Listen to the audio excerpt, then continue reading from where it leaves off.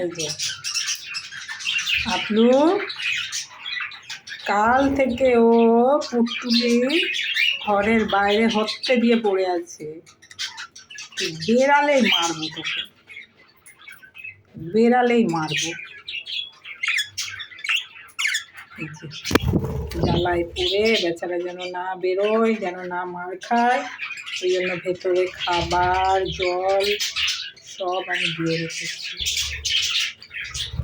সব এই যে ঘোর শত্রু দরজা কামড়ে বসে আছে।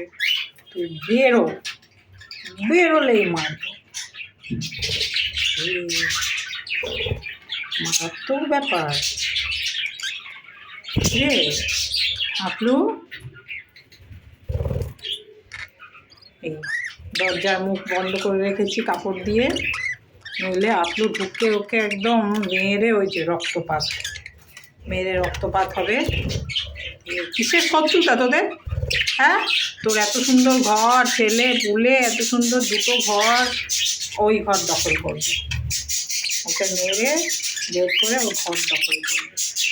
এই যে পক্ষী সমাজেও কিছু বদমাশরা আছে, আপলুর মতো বদমাইশরা